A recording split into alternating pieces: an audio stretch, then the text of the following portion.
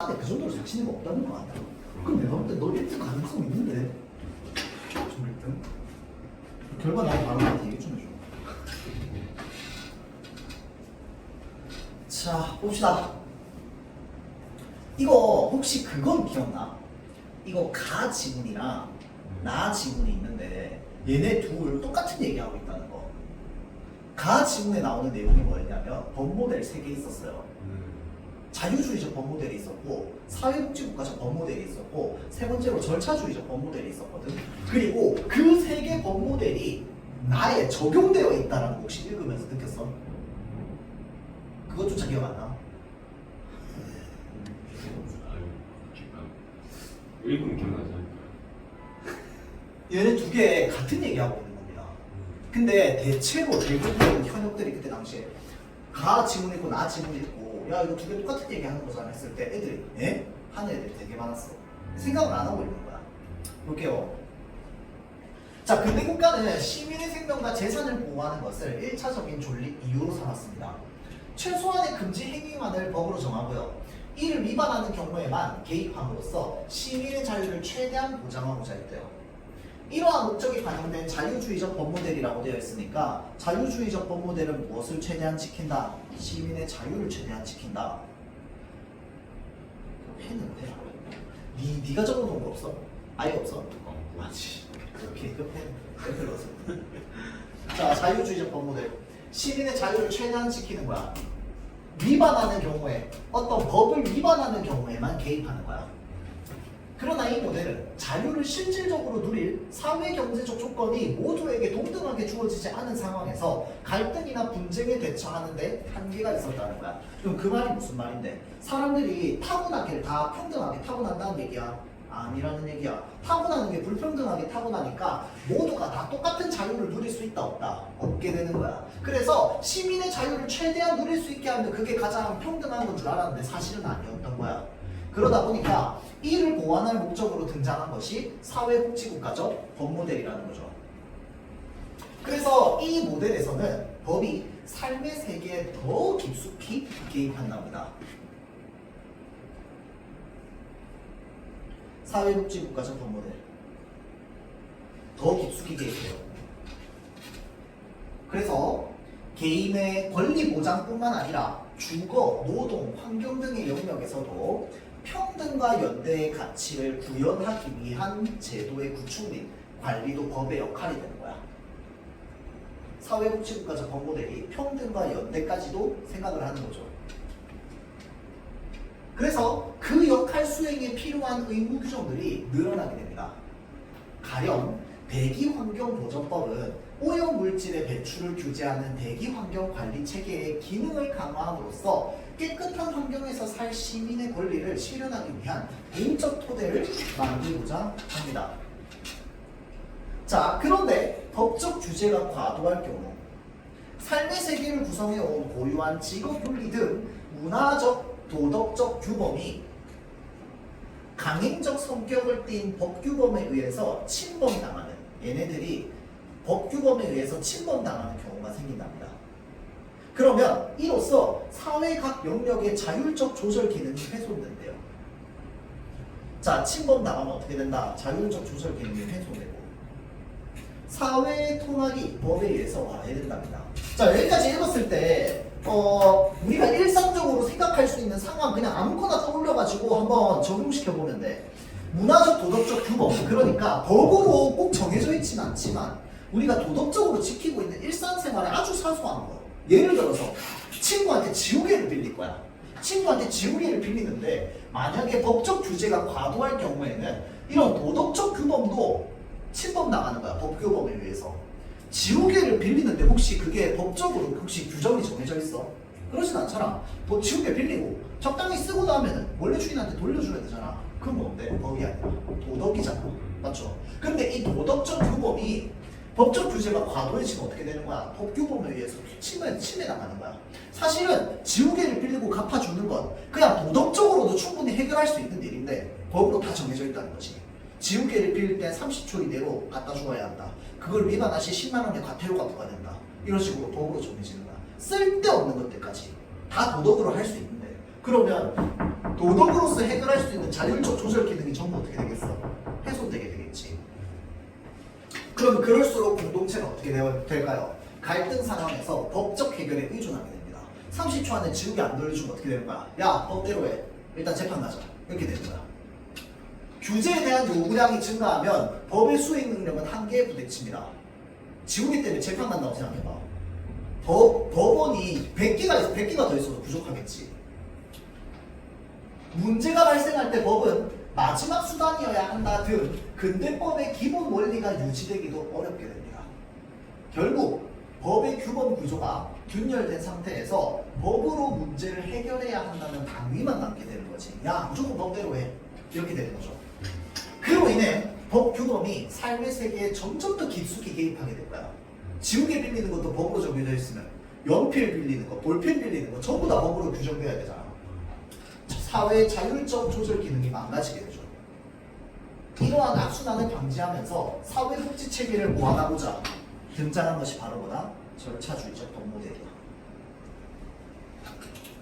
자, 절차주의적 법 모델에 따르면 법은 분쟁에 직접 개입해서 해결책을 내놓는 대신 분쟁 당사자들의 논의와 협상을 위한 절차나 권한 분배 등 분쟁 해결 방식에만 관여합니다. 해결책 안 내놔. 절차주의적 법 모델은 분쟁 해결 방식에만 관여합니다. 이 법은. 이로써 사회의 자율적 조정 기능을 보존하고 확대하고자 합니다. 또한 권력과 자본이 논의의 장에 개입해서 일부가 발언권을 독점하거나 부당한 영향력을 행사할 수 있으므로 이에 대한 점검 과정을 절차 안에 두도록 의무화합니다. 그러면 참여자들 사이에 뭐가 이루어질까요? 자유롭고 균등한 의견 개진이 이루어지겠지. 그럼 이걸로써 무엇을 실현하는 거야? 평등을 실현하는 거죠. 논의의 장만 만들어주는 거야. 협상 테이블 만들어주고 야 니네 알아서 협상해. 근데 협상할 때 니네 발언은 딱 서로 한 번씩만 해. 평등하게. 이렇게 이제 정해주는 거죠. 자, 맨 밑에 현재 법 체계 안에 뭐 하고 있다? 공존하고 있다. 지금 법 모델이 3개가 하나만 우리가 사용하고 있는 게 아니고 우리가 사용하고 있는 법 모델은 3개인데 3개가 모두 법 체계 안에 들어가 있다는 거야. 알겠죠? 그리고 그 공존하고 있는 내용이 나아지는이야. 나아지고 보면 재산관계에서는 개인의 자유가 최대한 보장되어야 하므로 계약으로 권리와 의무가 인정되는 것이 원칙이다. 아, 자유를 최대한 보장해주는 걸 뭐라고 한다? 계약이라고 한다. 이제부터 계약이라는 말이 나오면 뭐랑 연결해서 생각해야 돼? 자유랑 연결해서 생각해야 돼. 자, 그러나 사회 경제적 조건을 달리하는 당사자들 간에서는 약자 보호를 위해서 약자 보호네 이거 무슨 두 글자로 뭐 아까 얘기했던 평등의 가치. 약자 보호를 위해서 법률로 그 내용이 정해지는 경우가 있습니다. 이때는 계약으로 변경할 수 없답니다. 그 말이 무슨 말이야? 법률이 누구한테 이긴다? 계약한테 이긴다.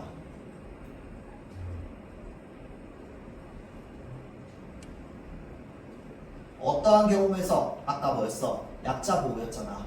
약자 보호 말 뭘로 바꿨어? 평등으로 바꿨지. 평등을 위해서 법률이 계약보다 우선된다. 근데 계약은 뭐였어? 자유였잖아. 여기에서 이제 딱 여기까지 읽었을 때 아는 거야. 이거 아까 앞에 나왔던 글이랑 똑같은 내용이다. 계약이 뭔데? 자유주의적 법 모델이야. 여기서 말하는 이 약자 보호를 위해서 법률이 계약보다 우선되는 게 바로 뭐야? 뭐였어? 사회 복지 국가. 저 법 모델인 거야.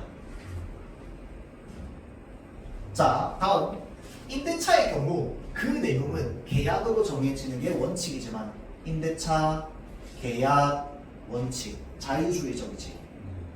지들끼리 계약하는 거니까. 근데 자, 임대차의 목적물인 임차물이 생활의 근거인 주택이나 생업의 근거인 상가 이 면이라고 돼 있지. 이 면이라고 하는 게 무슨 의미야? 이 문장이 무슨 문장이라는 걸 나타내는 거야, 면은. 하면 가정도 있고 또 조건이죠. 이게 조건인 거야. 이러한 조건이 갖춰져 있으면 이 조건이면 조건이 뭐였어? 생활의 근거인 주택이나 생업의 근거인 상가이면 조건이면 임차인 보호라는 과제는 계약만으로 실현되기 어렵다. 그 말이 무슨 말인데? 다른 말로 바꾸면 그렇지 법률이 우선된다.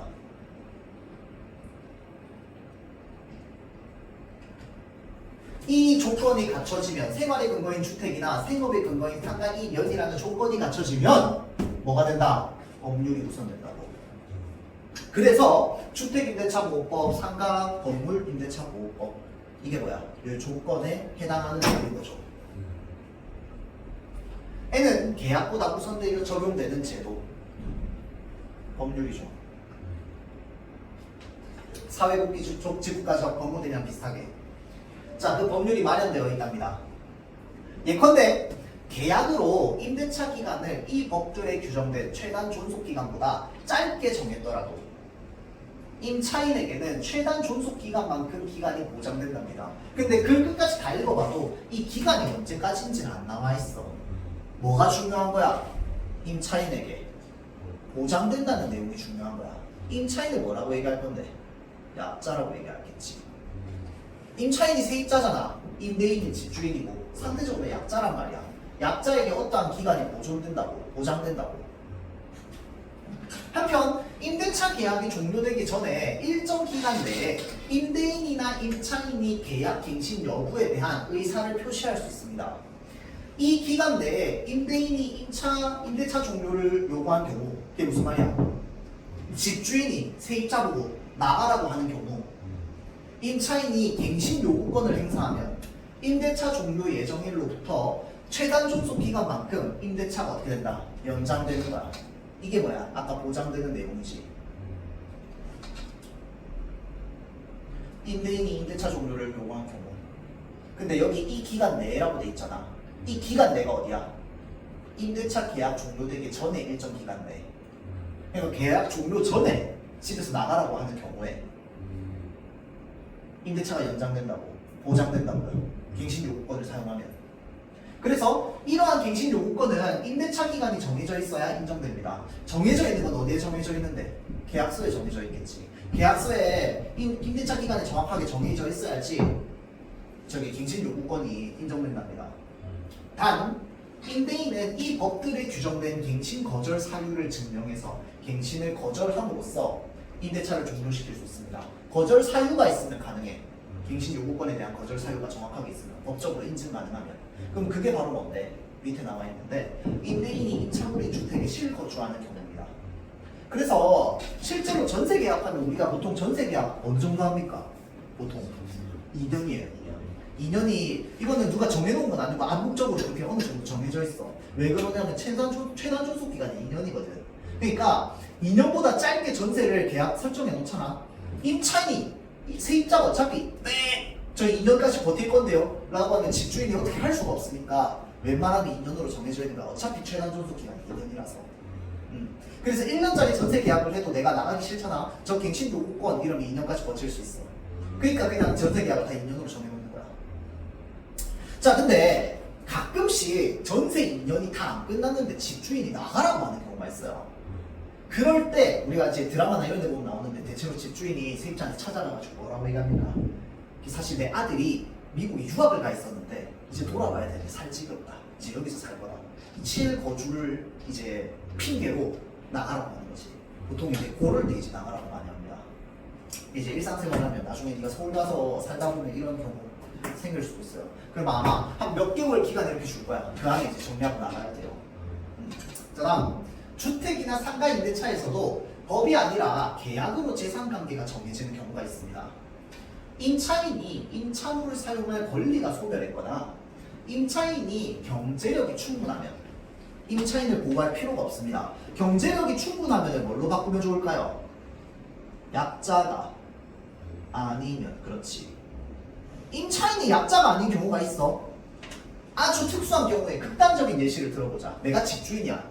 내가 집을 다 소유하고 있는데 아주 특별한 이유로 이재용이 우리 집에 잠깐 전세로 들어오겠대. 보호해줄 필요 있어 없어? 없겠지. 경제력이 충분하면. 왜? 애초에 이 법 목적 자체가 뭐였어? 약자 보호가 목적이었잖아. 약자가 아니면 지켜줄 필요가 없는 거야. 다음 잘 보세요. 예컨대 임대차 종료 후 임차물을 반환할 때 임차인이 이를 원상 회복할 의무를 지는지를 결정할 때는 잘 보세요. 계약이 법률보다 우선이다라고 되어 있습니다. 그리고 봐봐. 예컨대라고 되어 있으니까 이게 예를 들 건데잖아. 예를 들 건데. 그러면 잘 보세요. 경제력이 충분하면 계약이 우선일 거야. 근데 조건 하나 더 있었어. 어디 있었어? 경제력이 충분하면 계약이 우선인 거 맞습니다. 근데 또 하나 더 있어. 뭔데? 조건. 뭐? 이게 조건이었잖아. 기억나요? 생활의 근거인 주택이나 생업의 근거인 상가 이면 어떻게 한다고 했어? 법률이 우선된다고 했지. 그럼 반대축으로 가면 어떻게 돼? 그게 아니면 뭐가 우선이 된다는 얘기야? 계약이 우선된다는 얘기야. 그래서 여기에서 위에서 나왔던 이 조건문이 어디에도 적용되는 거야? 여기에도 적용돼야 돼. 거리가 되게 멀죠? 7번 문제. 정답 몇 번? 읽어봐. 1번. 뭐라고요? 1번. 자, 경제력이 충분도 있긴 해요. 근데 뒤에 봐. 임대차 기간이 보장될 필요가 없기 때문이다. 임대차 기간이라고 하는 게 뭔데? 계약 기간이잖아. 아까 뭐라고 돼 있어? 계약이 법률보다 우선된다며. 그럼 계약대로 해야 되는 거잖아. 임대차 기간이라고 하는 게 뭐야? 계약 기간이야. 계약대로 해야 되는데 계약이 보장될 필요가 없다고? 말이 안 되지. 또 봐, 선지.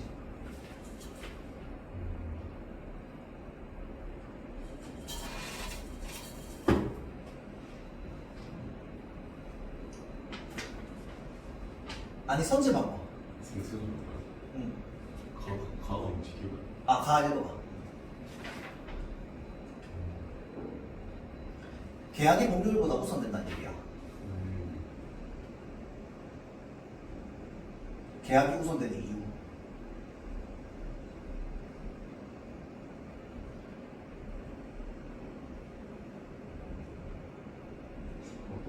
그렇지. 아까 내가 얘기했잖아. 근거 두 개라고. 경제력이 충분하면 계약이 우선이 안 돼. 근데 뒤에 말이 안 되잖아. 얘 뭐야? 얘도 마찬가지로 조건이 없잖아. 기억나죠? 정답이 4번이야. 그래서 1번 많이 찍었어. 1번. 지금 낚인 거야. 다시 넘어가서요. 또한 보증금이 상가 건물 임대차 보호법에 정해진 상한액을 초과하면 그때도 최단 존속 기간에 적용되지 않습니다. 왜? 100억짜리 건물 지켜줄 필요 있어? 없어. 그거는 뭐 100억짜리 들어가 있는 세입자도 사회적 약자가 아니잖아. 그렇죠? 지켜줄 필요 없습니다. 자, 이때 존속 기간을 정하지 않기로 계약했다면 당사자들은 자유롭게 임대차를 종료시킬 수 있답니다. 계약서에 써 있다면. 그 말이 무슨 말이야? 계약이 우선된다 이 말이잖아. 그렇죠? 자, 그래서 여기까지가 지금 뭔 얘기하는 거야? 자유주의적 법모델 얘기하는 거야. 다음 문단 볼게요. 임대차 분쟁이 발생했어. 이를 해결하기 위한 원칙적 절차는 법관이 주도하는 재판 절차인데 여기서 당사자들은 각자 자신의 주장을 뒷받침할 자료를 제출해야 됩니다. 한편 분쟁 해결 절차에서 당사자들의 자유로운 의견 개진을 보장하기 위해서 왜 보장하려고 하는데? 평등하게 얘기하게 하기 위해서 주택임대차 보호법과 상가건물 임대차 보호법에는 임대차 분쟁 조절 절차도 마련되어 있답니다. 무슨 모델이야? 절차주의죠. 그렇지. 그 모델이지.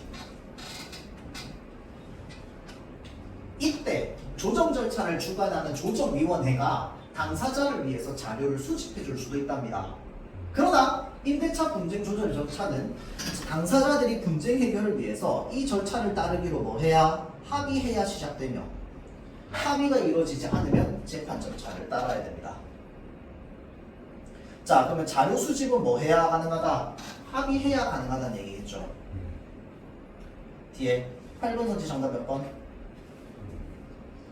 4번. 5번이 되는 겁니다. 지금 보기에 뭐라고 적혀있냐면 갑이 1을 거절했다 라고 하는 게 뭐야? 합의가 안 됐다는 거죠. 그래서 수집해 줄 수 없습니다. 4번 한번 볼까? 자, 4번은 을의 의사와 무관하게 갑이 비상가 임대차를 종료시킬 수 있는 것은 시민 개개인의 자유가 보장된 것이겠군. 지금 위로 올라가 봅시다. 자, 비상가의 임대차 기간을 정하지 않기로 했고요. 비상가의 보증금이 여기 뭐라고 적혀 있어? 상한액을 초과한다고. 그러면 사회복지국가, 그러니까 법률이 우선이야, 계약이 우선이야? 기억이. 그렇지, 계약이 우선이지. 밑으로 내려가서 시민 개개인의 자유가 보장되어 있다. 이게 무슨 주의적 법 모델? 자유주의적 법 모델. 자유주의적 법 모델은 뭐랑 똑같은 말? 나 지문에서는 계약이랑 똑같은 말. 알겠죠? 그래서 맞는 말이 되는 겁니다.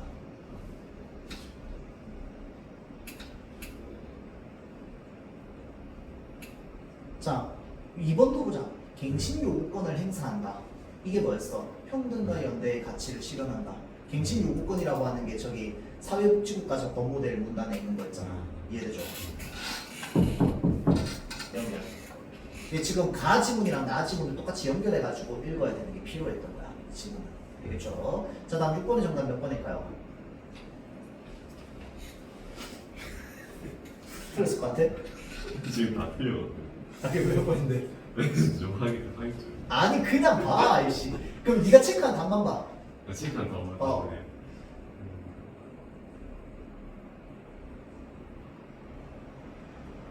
4번. 자, 4번 봅시다. 자유주의적 법 모델은 사회복지국가적 법 모델과 달리 임차인의 갱신 요구를 거절할 수 없어야 한다고 보겠군. 자, 임차인의 갱신 요구를 거절할 수 없어야 한다. 이게 뭔 말이야? 자유와 관련되어 있는 거지. 이해되죠? 자, 그래서 뭐야? 맞는 말이죠, 맞는 말.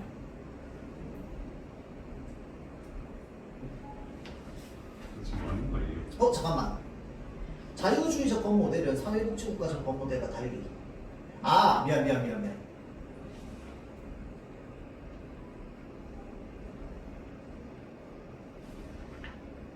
아, 그쵸. 이것 좀 안.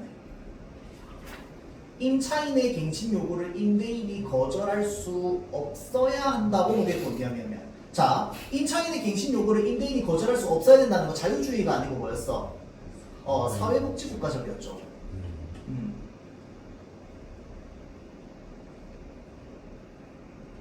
그래서 얘는 맞는 말이 아니라 어떻게 틀린 말이 되네요. 정답 4번 맞네.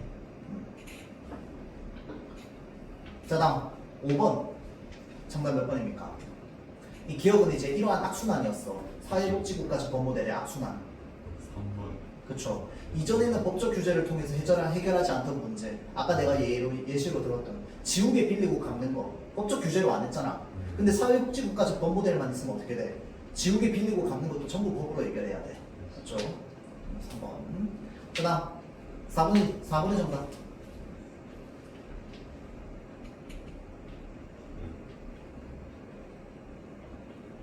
4번 정답 2번이죠. 2번. 7번, 8번. 오케이. 7번, 8번이 그래도 고난도긴 했지.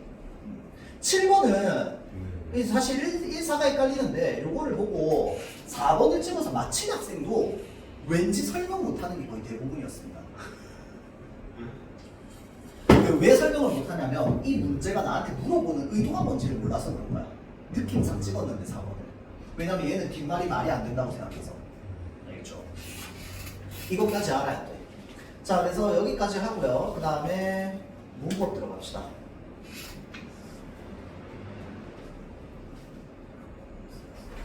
이거 하는 거 지금 나랑 하는 게 오늘 처음이죠? 아이고. 자, 조금 빠르게 진행할 거야.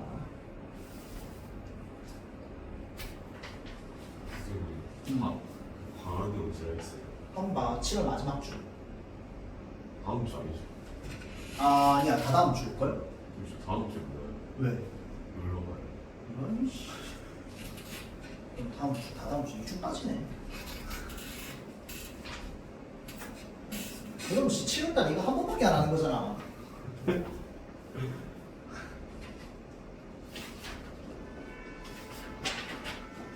200페이지 음원부터 봅시다.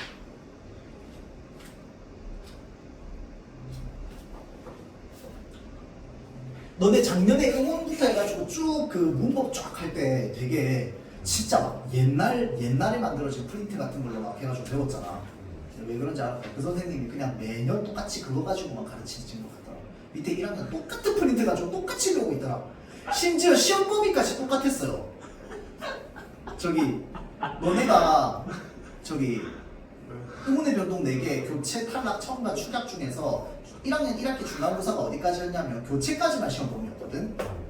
똑같더라. 똑같이 1학년 1학기 때 중간고사 너네 밑에 1학년 애들. 그리고 의문 끝나고 나니까 단어 시작해가지고 형태수 나가는데 똑같이 하시더라. 그래서 그 프린트가 왜 그렇게 옛날 킥한 건지가 좀 이렇게 제가 알게 됐어요. 그걸 그냥 매년 똑같이 이렇게 돌려 쓰신다는 걸. 저희 저는 지금 봤어요. 멘토만 있었을걸? 단체 수업은 없었을걸? 근데 너네 전에는 애초에 내가 이 학원에 없었어. 그래서 내가 진고를 가르쳐본 게 지금 이 학원 와서 처음이거든? 나는 저쪽에 이제 동래구 쪽에 학원만 가르쳐봤지 진구에 있는 그 학교를 가르쳐본 게 너네가 처음이었어요.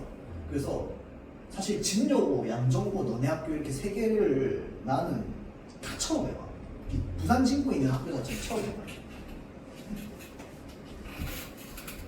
다 동래구고 아니면 옛날에 내가 저 명지 쪽에 있어가지고 사하고랑 저기 강서구에 있는 학교 내봤는데 진구는 처음이었어. 하여튼 그래가지고 다시 돌아와서 이제 우리 음성과 음문이 있어요. 음성이라고 하는 개념이 있습니다. 음성은 뭐냐면요. 자, 발음 기관을 통해 나와서 생각이나 뜻을 주고받는 데 쓰이는 구체적인 말소리를 음성이라고 합니다. 그럼 구체적인 말소리라고 하는 게 발음 기관을 통해서 나온다고 했으니까 이 목구멍에서 나오는 소리가 목구멍에서 나오는 모든 소리를 뭐라고 얘기한다? 음성이라고 얘기합니다. 그럼 생각해봐. 우리가 목구멍을 통해서 나오는 모든 소리는 음운으로 표기가 가능한가? 가능 불가능? 불가능이죠. 그러니까 내가 이상한 소리 외계어처럼 깨끗하고 이렇게 얘기하면 이런 것들 우리가 음운으로 적을 수가 없단 말이야. 심지어 우리말은 이게 안 되죠. 예를 들어서 기, 기, 높은 소리, 낮은 소리 표기가 안 되지. 중세 때는 됐지. 지금은 안 되잖아. 그러니까 세상에 있는 모든 음성을 음운으로 적을 수 있다 없다? 없다. 그래서 음성은 상대적으로 무한해요. 상대적으로 음운은 뭐야? 유한해요. 그래서 실제로 우리 발음기관에서 나오는 소리는 음운이 아니고 음성입니다. 소리가 다르기 때문에. 그런데 우리가 표기할 때는 뭐로 표기하는 거야? 음운으로 표기하는 거지. 세상에 있는 모든 음성을 다 표기할 수 있는 음운을 세상은 가지고 있다고 생각해봐. 한자보다 글자 수 더 많아질걸? 안 돼. 그래서 어느 정도 개념적으로 딱 구분을 지어줘야 돼요. 그래서 음운은 우리 머릿속에 있는 개념이고 추상적인 겁니다. 실제로 나오는 소리는 음성이야. 그래서 음운이랑 음성이 서로 다르죠. 그 다음 음성은요. 음절상의 위치에서도 다르게 실현됩니다. 밑에 나와 있는 예시인데 요거는 내신 교과에서는 잘 안 하는데 가끔씩 그 문법 문제 중에 지문형 문제 있잖아. 거기에서 좀 종종 물어봅니다. 종종 개념으로 설명이 돼 있어요. 이게 뭐냐면 우리 감기 이러면 우리 한국 사람 머릿속에서는 감기 이러면 앞에 있는 소리랑 뒤에 있는 소리가 둘 다 기역 동일한 음운으로 들리거든. 그런데 외국 사람한테 물어보잖아. 그 외국 사람들, 특히나 영어권 사람들한테 감기라고 얘기해주고 그 사람한테 스펠링 적어보라고 하면 알파벳 적어보라고 하면 어떻게 적을까요? 이렇게 적습니다. 자, 외국 사람 입장에서 K랑 G는 음운이 똑같아 달라? 다르지. 그 사람들한테 그렇게 들립니다. 왜 그러냐면 기억은 뭐냐면 K는 뭐냐면 무성음입니다. 성대가 울리지 않아요. 근데 얘는 뭐야? 그 이러면서 성대가 울려요. 무성음이라고 합니다. 우리말에서 무성음은 뭐 있어? 안울림 소리죠. 파열음, 파찰음, 마찰음.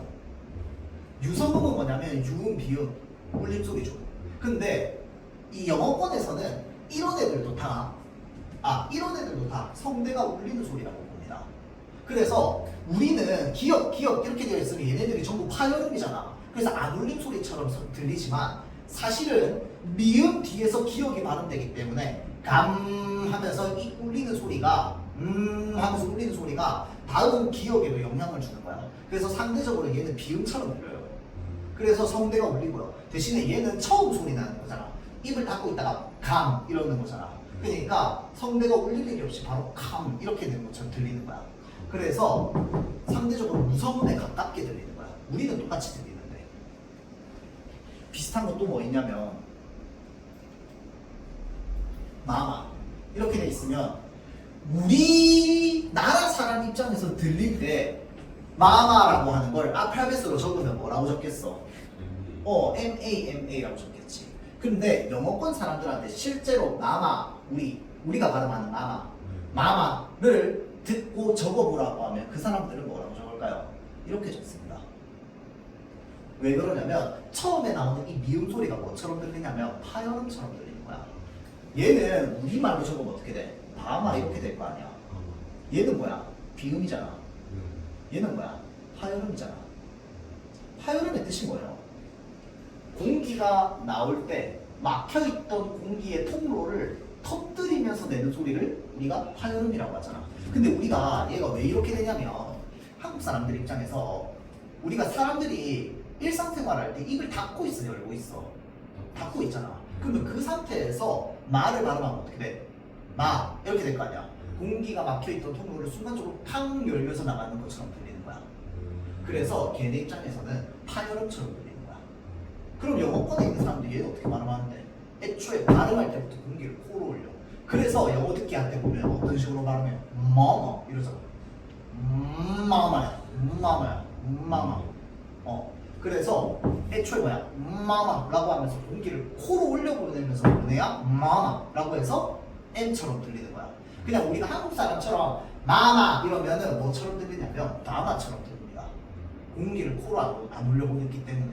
알겠죠? 그래서 이게 뭐냐면 음운과 음성의 차이인 거야. 우리는 실제로 소리 낼 때는 어떻게 이런 소리에 가깝게 소리를 내고 있지만 개념적으로 이해할 때는 어떻게 이렇게 느끼고 있는 거야.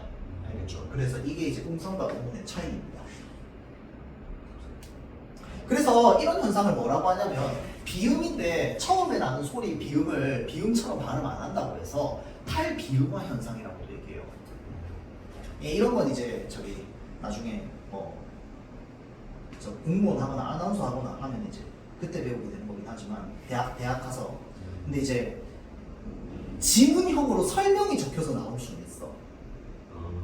그 왜냐면 이제 그거는 우리가 고등과정에서 배우진 않았지만 읽고 풀 수 있으니까. 요즘 이제 그렇게 지문형으로 나올 때 대체로 고등과정에서 안 배우는 것들, 그러니까 대학 가서 배우는 것들이 이제 지문형으로 많이 집어넣지. 왜냐면 읽고 풀라고. 왜냐면 이제 저기 뭐가 문제 안 읽고 푸는 사람 너무 많으니까. 자, 다음 음운 관련해가지고 요거 자음의 발음 기관 요거는 저 그림보다 그냥 간단하게 도식화해서 보는 게 훨씬 낫죠. 이게 입이면 윗니, 아랫니 있고 윗입술, 아랫입술이 있으면 우리가 자음이 발음되는 위치 각각 어디입니까? 입 가장 바깥부터 시작해서 일단 첫 번째 위아래 양입술에서 나죠. 그래서 그렇죠, 양순음이라고 하죠. 양입술. 그 다음에 이제 입 안으로 들어오면 어디입니까? 어느 위치, 어느 부위야? 여기는 입술, 이빨, 그리고 위에는 잇몸. 어디에요? 잇몸. 여기 윗잇몸이라고 하지. 윗니의 뒤쪽에 붙어있는 윗잇몸. 요거랑 혀를 안 그렸네. 혀가 이렇게 있으면 어디랑 만나는 거야? 앞쪽이 혀끝이죠, 혀끝. 자, 그래서 윗니랑 혀끝이 만나서 나는 소리 뭐야? 치조음. 윗잇몸을 치조라고 하죠.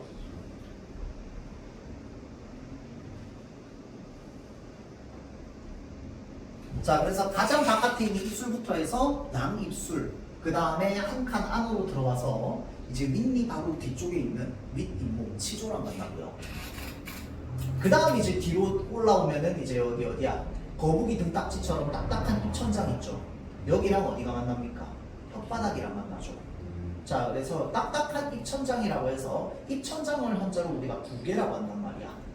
단단하다라고 해서 단단하다 경. 그래서 경구개음이라고 하죠. 경구개. 그래서 센 입천장 소리, 단단한 입천장. 그래 여기에서 뒤로 넘어가면 이제 입천장에서 말랑말랑해지는 부분이 생깁니다. 목구멍으로 넘어가기 직전에 거기랑 혀 뒷부분이 만나죠. 그래서 연한 입천장이라고 해서 뭐라고 하는 거야? 살이 연하다. 연구개라고 하죠. 그러고 나면 이제 뒤로 목구멍으로 넘어가서 여기 양목청 여기 사이를 좁혀가지고 내는 목청 소리라고 하죠.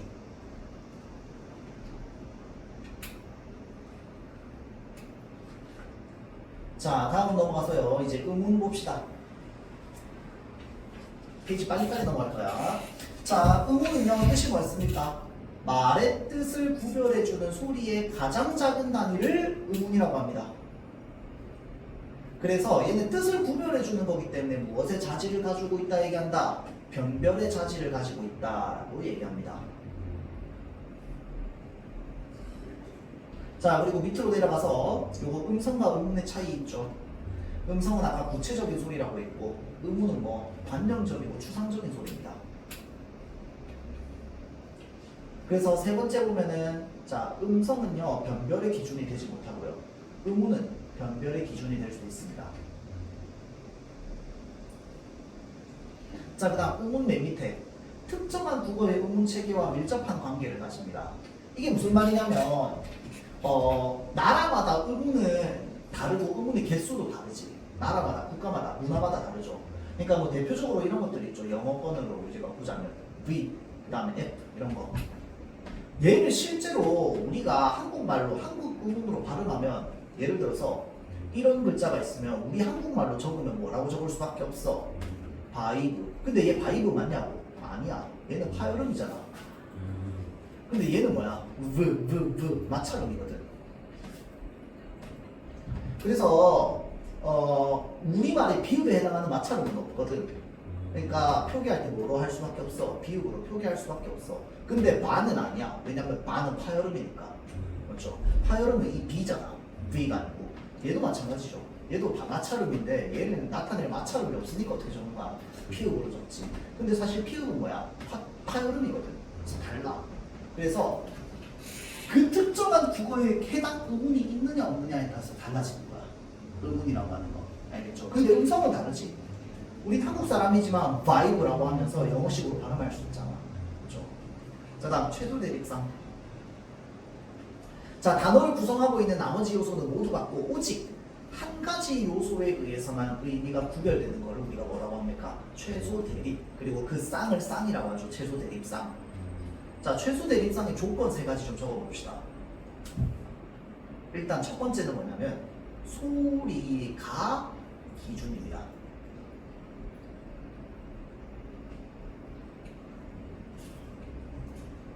다음 두 번째.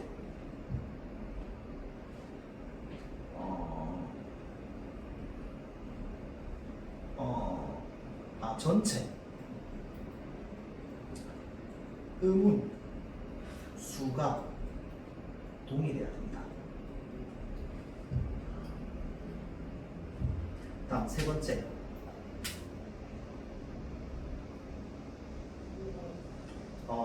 해당 음운의 종류가 동일해야 됩니다. 그 말이 무슨 말이냐면 자음이면 자음이랑 짝이 쌍이 짝이 돼야 돼. 모음이면 모음이랑 짝이 돼야 돼. 그래서 자음이랑 모음이 서로 달라가지고 이제 달라지는 건 우리가 최소 대립상이라고 얘기하지 않습니다. 그러니까 대표적으로 3번에 해당하는 게 뭐냐면 예를 들어서 감이라는 글자가 있고 가위 이러면 뭐야? 얘도 음운 세 개, 얘도 음운 세 개잖아. 이해되죠? 그러니까 얘는 지금 최소 대립상이 될 수 없는 거야. 왜? 자음이랑 모음이 다른 거니까. 알겠죠? 자, 그 다음. 그래서 여기 쌍이 될 수 없어. 성립 안 해. 성립 안 되는 예시야. 자, 다음. 두 번째. 전체 음수가 동일한 건 뭐냐면, 예를 들어서, 고리, 오리. 이러면 얘도 최소 대립상이 될 수 없습니다. 왜 그런데? 얘는 4개, 얘는 3개잖아. 그렇죠? 그래서 얘도 마찬가지로 성립되지 않습니다. 소리가 기준인 거. 나 얘도 성립되지 않습니다. 왜 그런데? 소리가 둘 다 나서 똑같잖아. 성립되지 않습니다. 자, 최소 대립상은 소리가 기준이어야 되고 전체 음수가 동일해야 되고 해당 음문의 종류가 동일해야 됩니다. 알겠죠? 자, 다음 넘어가서 변이음이라고 하는 게 있는데요. 자, 변이음도 변이음인데 요거 관련해가지고 리을, 유음이죠. 발음 방식을 두 가지를 구별을 좀 해보면 리을은요 발음 방식이 두 가지입니다. 첫 번째는 뭐냐면 혀 끝을 윗 잇몸에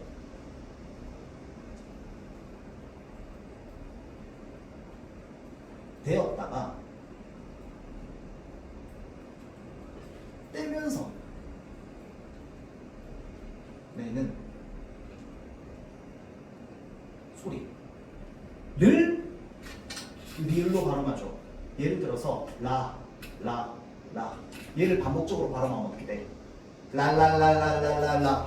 혀고 이게 입천장이야. 입천장이 이렇게 돼 있으면 윗니의 혀 끝이 닿았다가 떼지면서 라라라라라 이렇게 가면 됩니다. 그렇죠? 자, 다음 2번을 보면 자, 혀 끝을 윗 잇몸에 댄 채 양옆으로 혀의 양옆으로 공기를 흘려보내며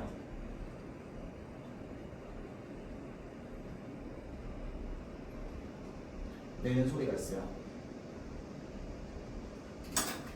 우리가 알 발음해보면 아 발음하다가 알 발음해보면 혀 끝이 위로 딱 붙은 상태에서 알 이러면서 혀의 양옆으로 공기가 지나갑니다. 그래서 흐름 소리라고 하지. 알. 그래서 종성에 있는 리을이 대체로 2번 발음이고요. 초성에 있는 리을이 대체로 1번 발음입니다. 그래서 이것과 관련해가지고 실제로 외래어 표기법에서도 리을을요 어떨 때는 L로 표시하고 어떨 때는 R로 표시합니다.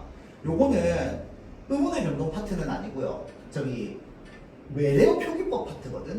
근데 이 외래어 표기법 파트가 고2 언어 부분에서 시험 범위에 들어갈 때도 있고 안 들어갈 때도 있어. 왜냐면 얘는 수능이 거의 안 나오거든요. 그래서 학교 선생님이 굳이 이제 이거를 시험 범위에 안 넣는 경우도 많아. 그냥 이런 게 있다 알고만 넘어가라 라고 하는 경우도 많거든. 그래서 일단 지금은 알고 있대. 시험 범위에 들어가면 그때 다시 한번 외우면 됩니다. 그때 외워야 돼. 알겠죠? 자, 다음 넘어가서요. 음운 이제 자음 파트입니다. 206페이지. 자, 음운은 뭐랑 뭐가 만나서 음운이라고 얘기합니까? 음소와 음소를 합쳐서 음운이라고 하는 겁니다. 그러면 음소가 뭔데? 여기에서 분절 음운이라는 말이 있는데 얘가 음소랑 똑같거든요. 분절 음운에 뭐가 있냐? 자음이랑 모음이 있습니다. 분절이라고 하는 게 뭐냐면 잘 나뉜다는 거야. 소리가 느 발음되는 위치가 아예 다르잖아. 연구개음, 혀끝. 그래서 이렇게 소리가 나는 위치가 명확하게 구분돼가지고 발음되는 것들 있죠. 이런 것들을 우리가 분절 음운이라고 합니다. 반면에 비분절 음운이라고 하는 게 있는데 얘를 음소라고 불러요. 비분절 음운은 소리의 길이가 있습니다. 자, 소리의 길이는 눈 이렇게 이제 우리가 구분이 되는데 특히나 긴 소리 같은 경우에 눈 이렇게 얘기하는 걸 몇 초 길게 얘기해야지 장음이야. 기준이 없죠. 사람마다 다 달라요. 누구는 0.5초, 누구는 0.7초, 누구는 1.2초. 그래서 명확하게 구분 지을 수가 없어. 그래서 이런 것들을 우리가 비분절문이라고 합니다. 알겠죠? 자, 다음 자음으로 넘어와서 자음의 뜻이 뭐였습니까? 발음할 때 발음 기관에 장애를 받으면서 나오는 소리를 자음이라고 하죠. 입술에 장애를 받거나 혀에 장애를 받거나 공기가 나올 때 장애를 받으면서 나오는 소리를 자음. 그러면 모음이 뭐야? 비장애음이죠. 아, 오, 혀나 이 입술에 공기가 나오는 통로에 장애를 받는 게 없습니다. 입술의 모양만 바뀌지 이 공기가 나오는 통로 자체에는 장애가 없어. 그래서 모음을 비장애음, 자음을 장애음이라고 하죠. 자, 그래서 좋은 위치는 아까 얘기했죠. 넘어갈게요. 좋은 방법 봅시다. 다음 페이지 207페이지에. 자, 파열음, 마찰음, 파찰음 얘네 세 개를 묶어가지고 우리는 뭐라고 부릅니까? 안 울림소리라고 하죠. 자, 다음 밑에 두 개를 묶어서 뭐라고 얘기하느냐? 울림소리라고 합니다.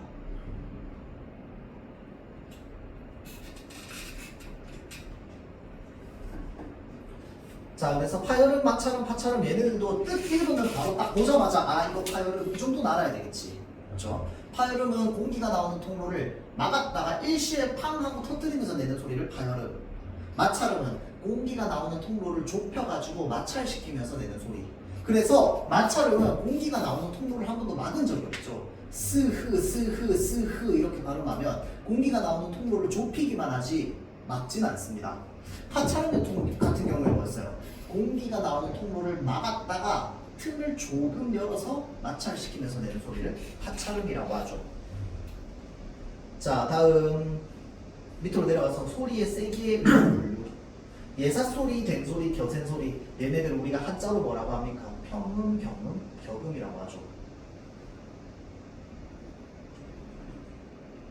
그래서 파열음 예사소리를 보고 뭐라고 얘기하는 거야? 평파열음이라고 얘기하잖아.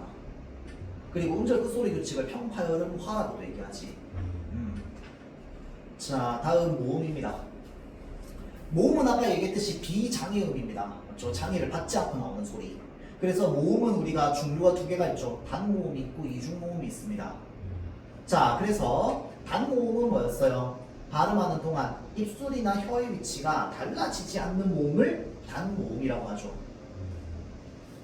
그래서 단모음의 구분 기준, 혀의 최고점의 위치에 따라서 얼굴을 이렇게 탁 구분하면 혀의 최고점의 위치가 앞에 있으면 전설, 뒤쪽에 있으면 후설. 근데 나중에 모음 사각도라고 해서 사각형으로 모음이 바로 나는 위치를 이 단으로 가로로 했을 때 이렇게 구분해 놓는 게 있거든. 근데 이게 뭐냐면 사다리꼴 모양으로 생겼는데 이게 뭐냐면 모음마다 발음되는 위치가 조금씩 미세하게 다 달라요. 그래서 똑같은 전설 모음인데 어떤 애는요 요만큼만 나가고요, 어떤 애는 요만큼 나가요. 전설 모음 사이에서도 차이가 있어. 그래서 요 표도 나중에 외워야 될 수도 있습니다. 근데 이 모음 사각도가 있다는 것만 알고 있으면 되고, 학교에서 시험 범위에 들어간다고 외우라고 하면 그때 외우면 됩니다. 시험 범위에 들어간다는 말 없으면 대체로 저런 식으로 표로 다 그려줘요. 알아서. 자, 다음 혀의 높낮이. 고모음에서 저모음으로 갈수록 입이 열어져요, 닫아져요? 우리가 으, 아를 순서대로 발음해보면 어떻게 될까? 턱이 점점점 내려갑니다. 고모음은 혀가 위에 있어요. 근데 이게 턱이야. 턱이 이렇게 있으면 혀가 턱을 끌고 내려가는 거야. 그래서 고중저로 갈수록 혀가 턱을 끌고 내려가기 때문에 입이 점점 더 크게 벌어집니다. 턱이 점점 내려가죠. 자, 그래서 입이 가장 닫혀있는 모음이라고 해서 고모음이라고 하고 폐모음이라고 하고요. 입이 가장 열려있는 모음이라고 해서 개모음이라고 합니다. 자, 다음 입술 모양, 원순이랑 평순 있죠. 입술 주변에 힘을 줘가지고 동그랗게 만드는 거야. 오, 이런 식으로. 그런데 입술 주변에 힘을 주지 않으면 원래 모양 그대로인데, 원래 모양은 우리가 입술이 옆으로 찢어져 있기 때문에 평평하죠. 그래서 평순. 입술 주변에 힘을 줘서 동그랗게 만들면 원순. 그렇죠? 자, 다음 넘어가서 단모음 체계도. 여기에서 특이사항 뭐야? 전설 모음의 원수 모음 중에 지금 왜, 위 이렇게 있는데 얘가 실제로 우리가 일상적으로 발음할 때는 어떻게 발음해? 왜, 위 이렇게 발음하면서 발음할 때 위치가 변한단 말이야. 모양이 변하는데 그럼에도 불구하고 얘를 단모음으로 얘기하는 이유는 뭔데? 실제로 단모음식의 발음이 있기 때문이야. 위 안 변하지. 이게 위의 실제 단모음 발음이야. 왜는 뭐냐면 왜 이렇게 발음하는 게 있어요. 이게 실제 단모음 발음이야. 근데 이렇게 발음하는 사람이 잘 없죠. 그래서 어떻게 하는가? 왜, 위 이렇게 하는 거야.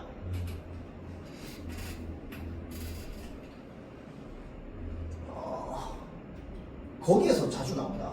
저기 우리 축구 선수 이름 중에 덴마크 선수의 알파벳 이렇게 적혀 있는 거 혹시 압니까? 외대구로 할 때 외대구로 이렇게 적혀 있죠. 외대구로 할 때 왜 이렇게 하면 안 됩니다. 외야 외대구로야. 그래서 걔네 우리가 외대구로 이렇게 하면 이제 뭔가 음절이 길어 보이는데 외대구로 이렇게 하면은 음절 3개로 끝나는 거야. 3음절이야 3음절. 알겠죠? 자, 얘는 이중모음식 발음을 허용하는 겁니다.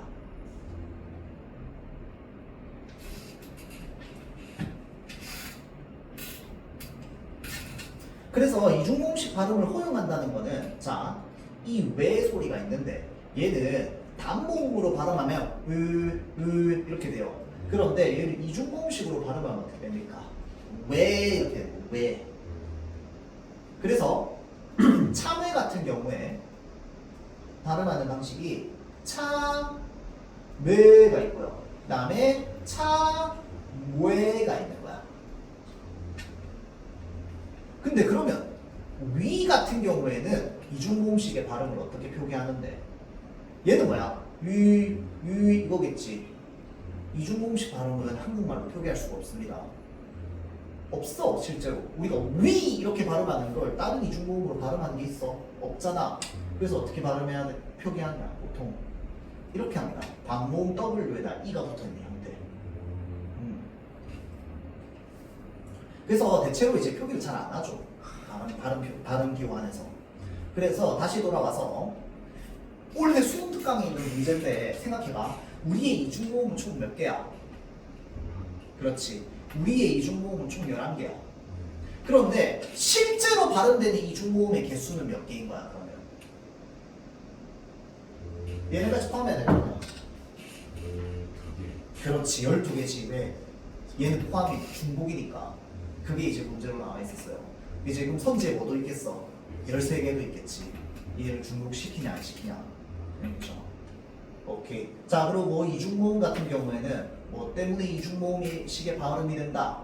우리가 보통 반모음 플러스 단모음의 형태로 구성이 되어 있기 때문에 얘를 이중모음이라고 한다.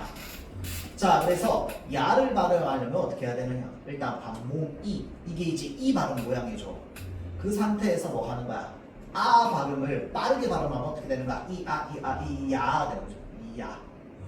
와도 마찬가지죠. 이 모양은 어떻게? 오 모양으로 만든 상태에서 빠르게 아를 발음하면 어떻게 되는가? 와가 되는 거죠. 와. 그렇죠? 자, 그래서 여기까지가 이중모음, 반모음 개념했고요. 그 다음에 상향식 이중모음이랑 하향식 이중모음이라고 하는 게 있죠. 우리 현대국어의 대부분은 뭐야? 반모음이 앞에 있기 때문에 반모음이 단모음보다 앞에 있는 모음을 상향식 이중모음이라고 하죠. 근데 의 같은 경우에는 의 플러스 반모음 이이기 때문에 하향식 이중모음이라고도 얘기합니다. 그런데 얘 같은 경우에는 학자마다 의견이 좀 분분하죠. 의를 반모음으로 가야 되는 거 아니냐 라고 얘기하는 사람도 있긴 합니다. 그러면 이제 좀 달라지죠. 근데 어찌됐건 지금 이 교재에서는 하향식 이중모음을 보고 있는 거야. 그렇죠? 근데 그러면 만약에 얘를 하향식 이중모음을 안 보면 세상에 하향식 이중모음이 없는데 그럼 왜 이런 개념이 있어? 하향식 이중모음이 언제 많이 쓰였어? 중세부터 많이 쓰였죠. 에 발음 그때 어떻게 했다고? 아이 이렇게 했다고 했잖아. 아 플러스 반모음 이로 발음했다고. 자, 그래서 오케이 여기까지 하고 요 의 발음이 있는데 요 네 가지는 쉬는 시간 지나가면 한번 봅시다.